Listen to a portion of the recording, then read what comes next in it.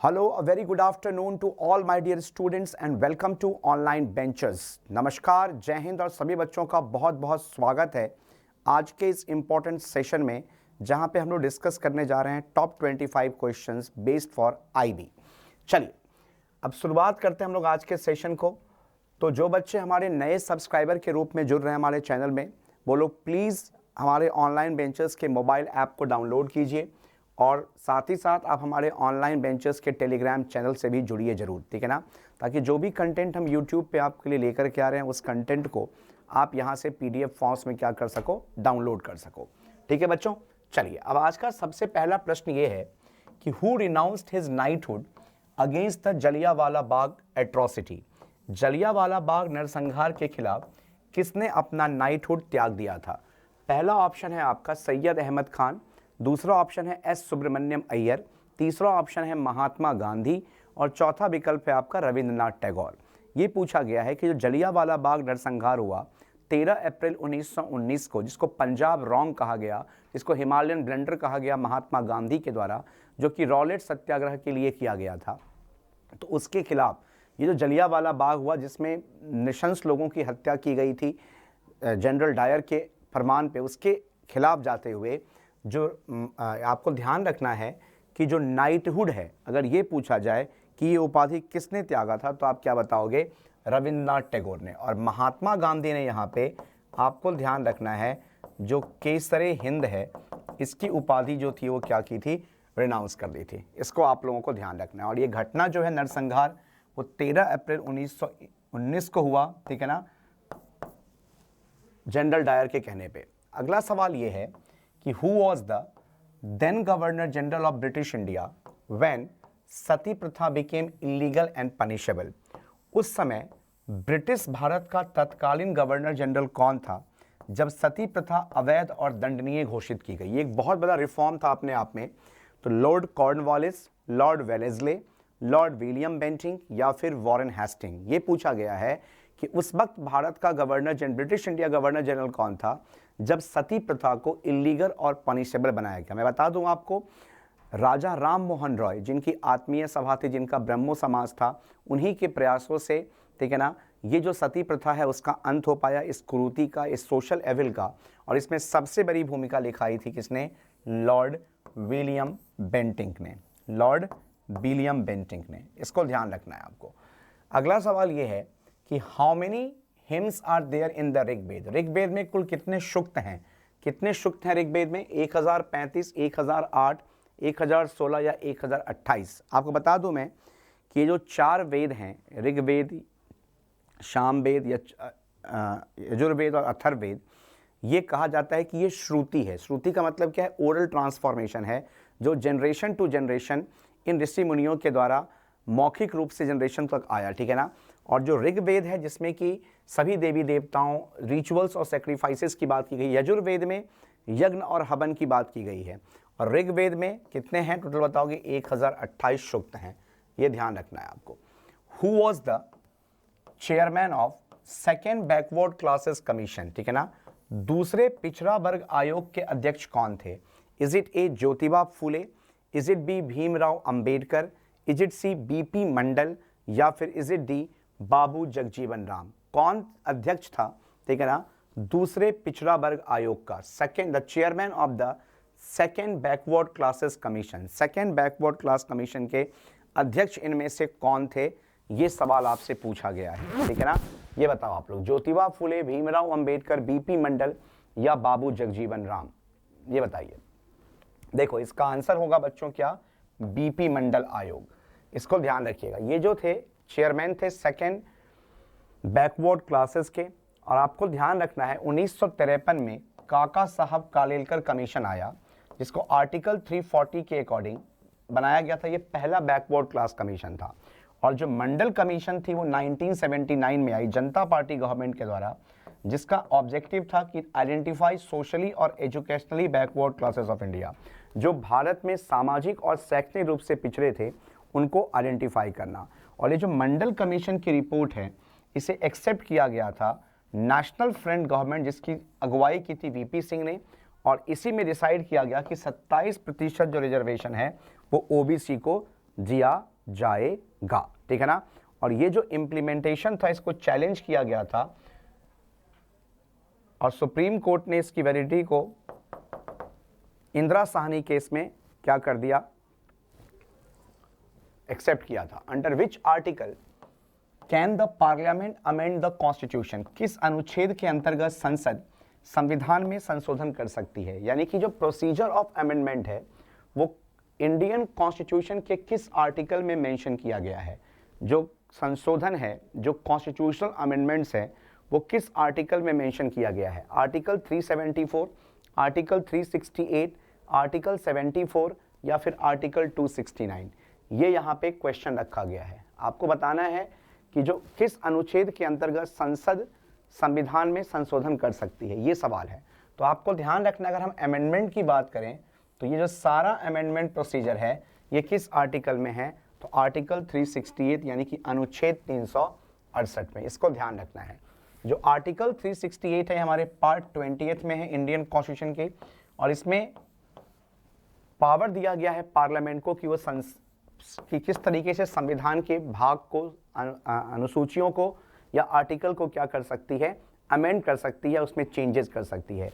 जब हम अमेंडमेंट की बात करते हैं तो इसका मतलब होता है एडिशन या रिमूवल ऑफ एनी आर्टिकल या variation of the existing article. तो याद रखना कि जब भी अमेंडमेंट वर्ड यूज़ किया जाएगा तो इसका मतलब होता है जो एग्जिस्टिंग पार्ट है, शेड्यूल है या आर्टिकल है, उसमें चेंजेस करना। ये ध्यान रखना है आपको।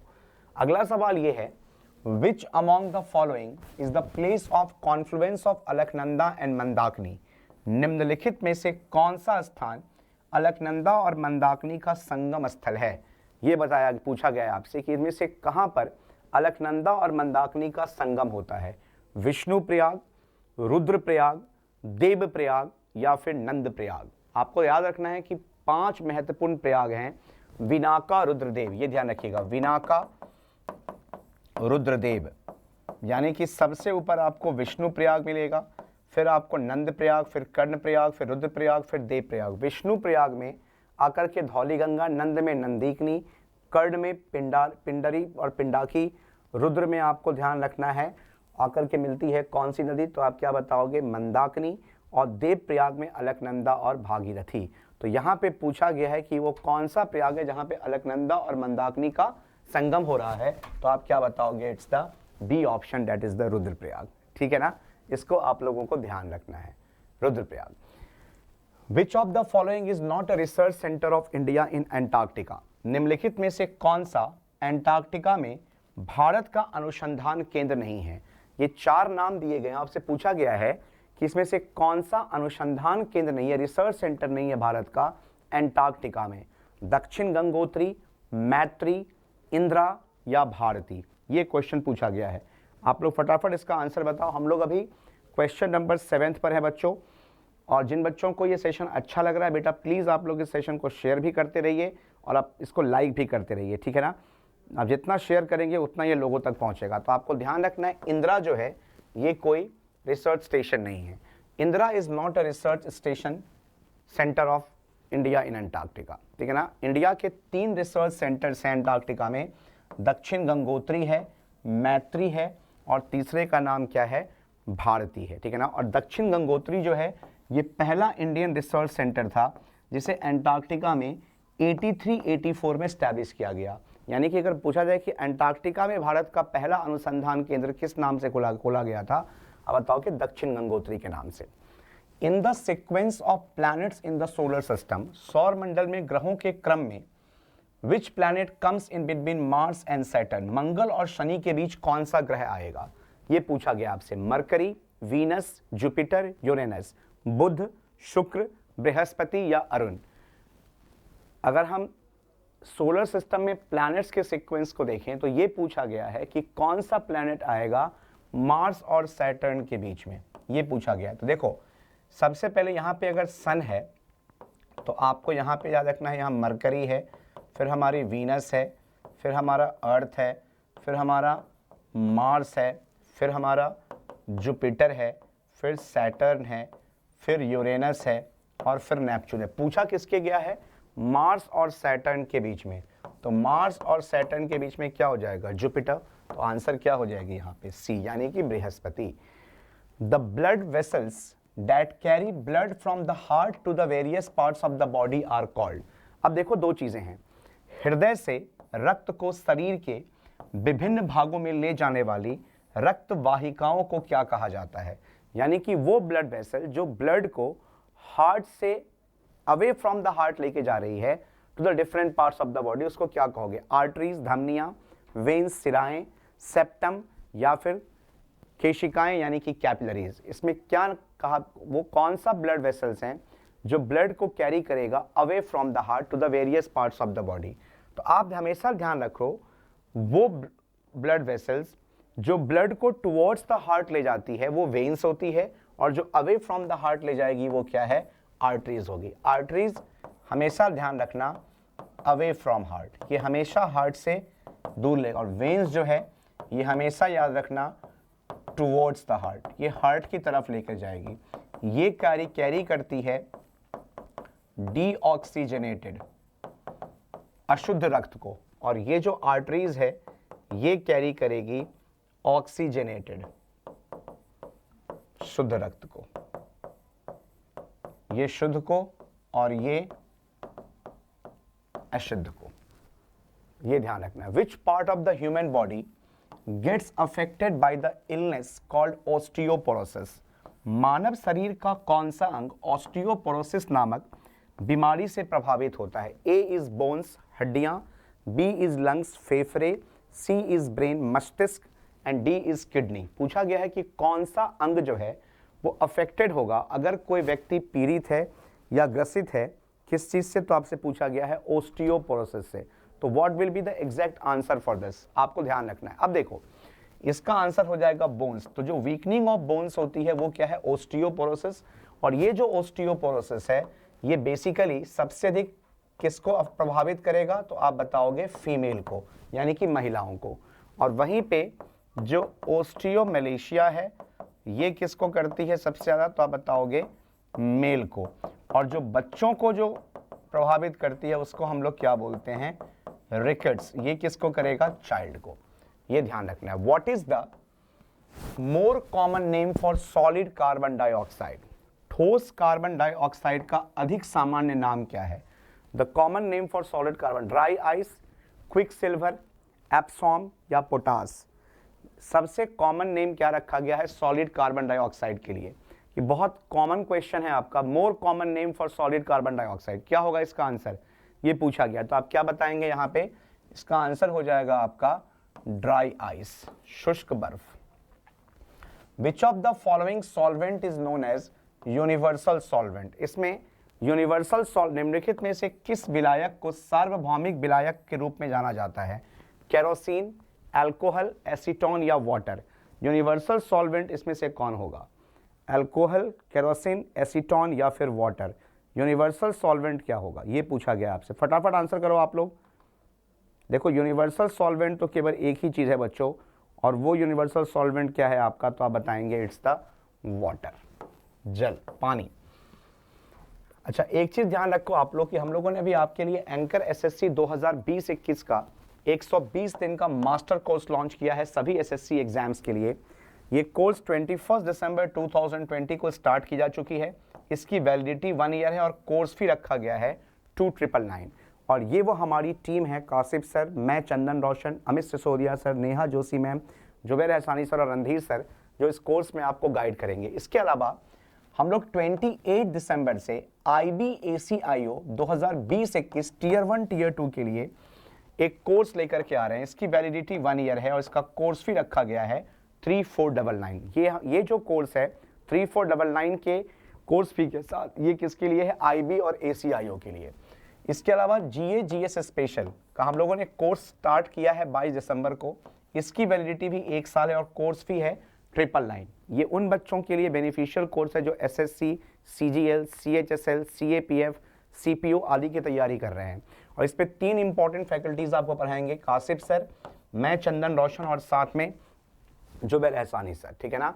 और यो बच्चों शेड्यूल है वो एक टाइम टेबल है आपके लिए जो हम लोग फ्री क्लासेस के फॉर्म में यूट्यूब पे लेकर के आते हैं। Monday to Saturday morning 8 o'clock vocab session with Amit Sisodia sir, सुबह 11 बजे reasoning class with Neha Joshi ma'am, Monday to Friday GA class with Kashif sir and me, that is Chandan Roshan, Monday to Friday English class with Amit Sisodia sir, Monday to Friday शाम 6 बजे Randhir sir के द्वारा आपकी math special, और Monday to Sunday पूरे week current affair session हमारे SSC railway channels पे आपको देखने को मिलेगी। ठीक है बच्चों, मेरे ख्याल से ये पॉइंट क्लियर है।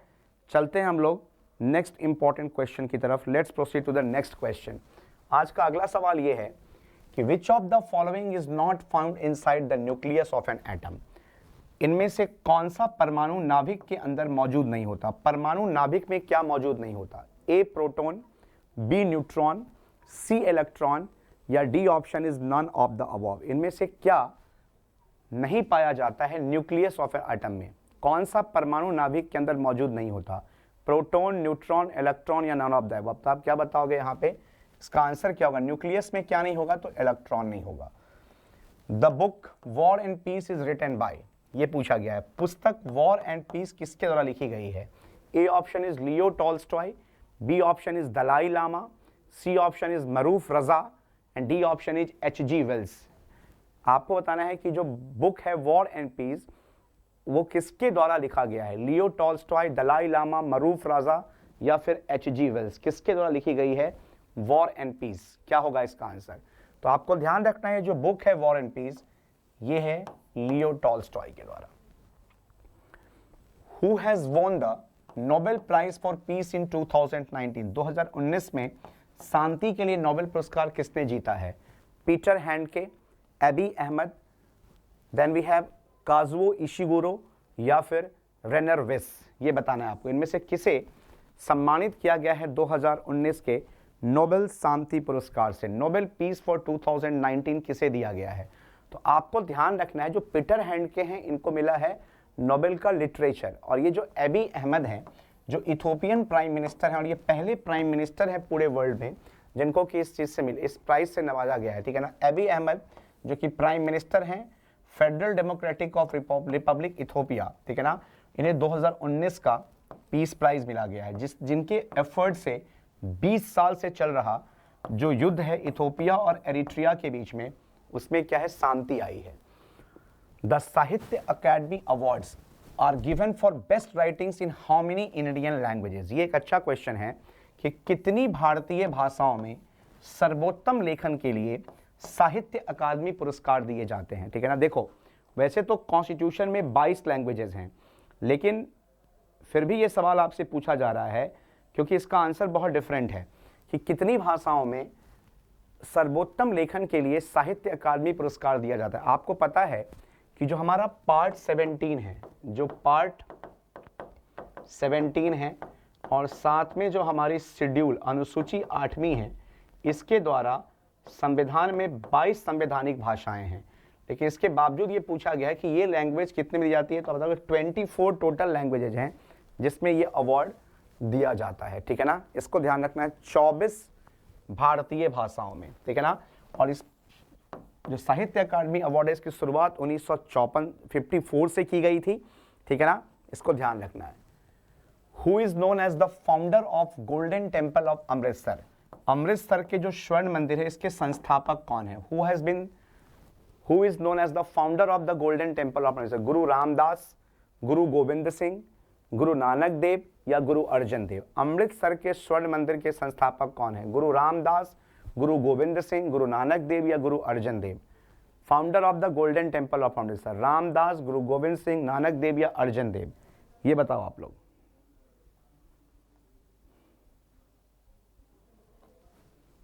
बता दो मैं आपको 1578 में इसकी शुरुआत की गई थी गुरु रामदास जी के द्वारा 1578 में। ठीक है ना। गुरु रामदास 1578 में जो गुरु रामदास इन्होंने एक्सकैवेट किया था एक टैंक को, एक सरोवर को, जिसको हम became known as Amritsar, giving its name of the city that grew around it. ठीक है ना। एक सरोवर खोजा गया था, उसके बाद से शुरुआत की गई। तो मियां मीर ने इसमें भूमिका निभाई थी। In which state of India did the Kuchipudi dance originated? भारत के किस राज्य में कुचिपुड़ी नृत्य की उत्पत्ति हुई है? कुचिपुड़ी नृत्य की उत्पत्ति भारत के किस राज्य में हुई है? पहला ऑप्शन है कर्नाटक, दूसरा ऑप्शन है महाराष्ट्र, तीसरा ऑप्शन है गुजरात और चौथा ऑप्शन है आंध्र प्रदेश। क्वेश्चन ये पूछा गया है आपसे कि भारत के किस राज्य में कुचिपुड़ी नृत्य की उत्पत्ति हुई है। कुचिपुड़ी डांस कहाँ से ओरिजिनेट की है? कर्नाटक, महाराष्ट्र, गुजरात या आंध्रा? कर्नाटक, महाराष्ट्र, गुजरात या आंध्रा? कुचिपुड़ी डांस कहाँ से ओरिजिनेट हुई है? तो आप क्या बताओगे? कुचिपुड़ी कहाँ का हो जाएगा? आंध्र प्रदेश का। एक चीज ध्यान रखिएगा, कर्नाटक में कुनीथा, महाराष्ट्र में लावनी, गुजरात में गरबा और आंध्र प्रदेश में Kuchipudi. Where is the headquarter of Central Institute of Indian Languages located? ठीक है ना, केंद्रीय भारतीय भाषा संस्थान का मुख्यालय, केंद्रीय भारतीय भाषा संस्थान का मुख्यालय central Institute of Indian languages कहां पर लोकेटेड है? ए भुवनेश्वर, बी मैसूर, सी लखनऊ या डी नोएडा? ये बताना है आपको।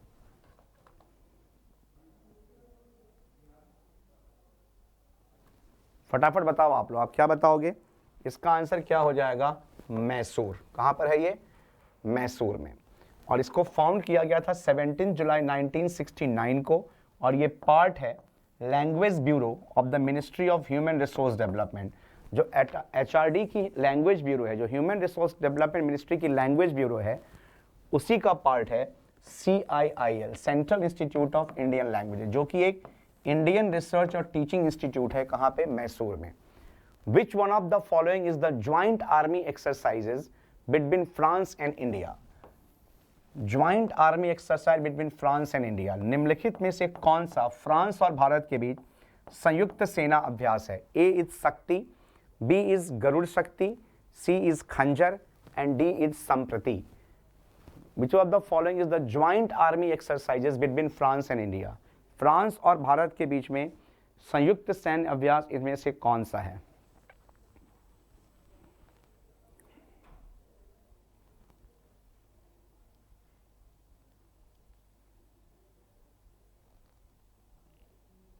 देखो ध्यान रखिएगा, इसका आंसर हो जाएगा शक्ति। जो गरुड़ शक्ति है ये किसके बीच में है? तो आप बताओगे इंडिया और इंडोनेशिया।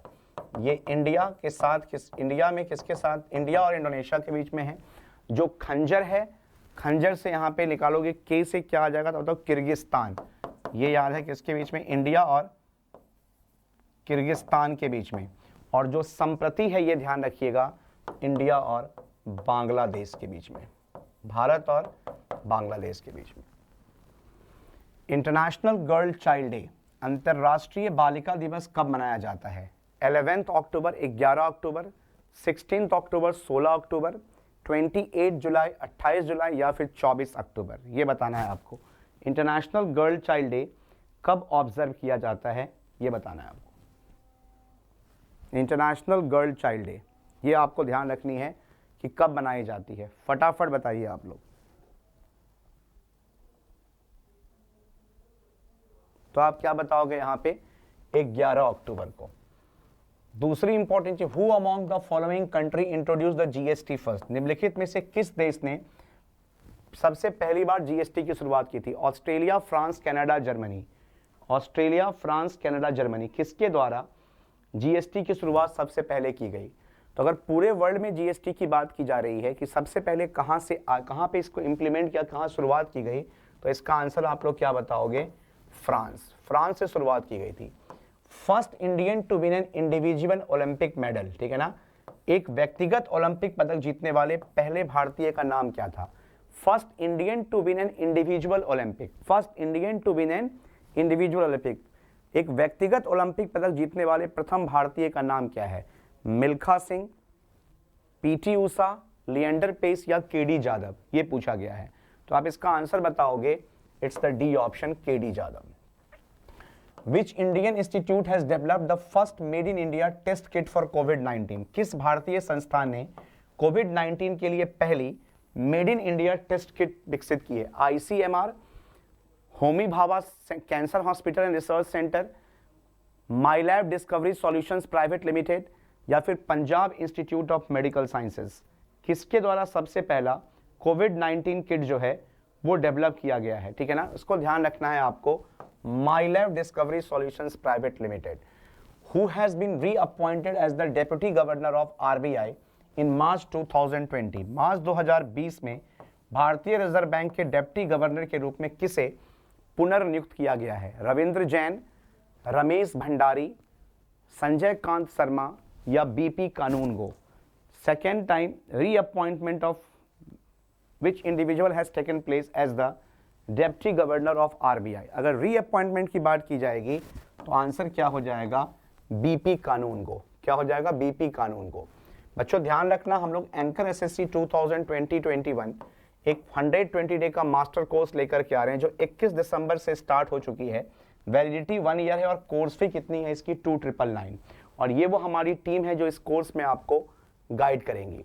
फिर हम लोग एक कोर्स स्टार्ट करने जा रहे हैं tier 1 and tier 2, mission IB-ACIO। Mission IB-ACIO 2021 tier 1 tier 2 ये कंप्लीट मास्टर कोर्स है जो 28 दिसंबर से शुरू हो रही है। वैलिडिटी 1 साल और कोर्स फी रखा गया है 3499। याद रखिएगा 28 दिसंबर से इस कोर्स को लेकर के हम लोग आ रहे हैं। और साथ ही साथ ध्यान रखना है, हम लोग एक GS स्पेशल कोर्स हम लोगों ने स्टार्ट किया है 22 दिसंबर को, जिसकी वैलिडिटी 1 ईयर है और कोर्स फी है 999। ये कोर्स आपके लिए बेनिफिशियल है उन लोगों के लिए जो CGL, CHSL, CPO की तैयारी कर रहे हैं। इसमें 3 फैकल्टीज आपको पढ़ाएंगे, कासिफ सर, चंदन रोशन जो कि मैं हूं, और जुबैर एहसानी सर। और एक बार फिर से आप लोग थोड़ा टाइम टेबल को नोट कर लो, जो हम लोग डेली फ्री SSC और IB-ACO क्लासेस लेकर के आ रहे हैं। Monday to Saturday daily vocab class with Amit sir, Monday to Friday reasoning class 11 बजे Neha Joshi ma'am, Monday to Friday GA class Kashif sir और मैं आपको पढ़ाऊंगा। मंडे टू फ्राइडे दोपहर 12 बजे, दोपहर 2 बजे आपकी इंग्लिश क्लास होगी अमित सिसोदिया सर के साथ। शाम 6 बजे maths class Monday to Friday Randhir sir के साथ, और current affair Monday to Sunday. इसको ध्यान रखना है आप लोगों को। और साथ ही साथ आप लोगों को SSC और रेलवे की जो फ्री यूट्यूब क्लासेस के लिए आप हमारे ऑनलाइन बेंचर्स की जो SSC रेलवे एग्जाम्स की यूट्यूब चैनल है उसको ज्वाइन कीजिए। और ये वो पूरी टीम है, कासिफ सर, जुवैर सर, मैं, अमित सिसोदिया सर, रणधीर सर और नेहा जोशी मैम, ठीक है ना। ये वो पूरी टीम है यूट्यूब SSC के अंदर। और आप लोग हमारे ऑनलाइन बेंचर्स के मोबाइल ऐप को भी डाउनलोड कीजिए। और बच्चों बहुत बहुत धन्यवाद आज के सेशन को देखने के लिए। Thank you so much, bye bye, take care and have a great day ahead. Thank you so much.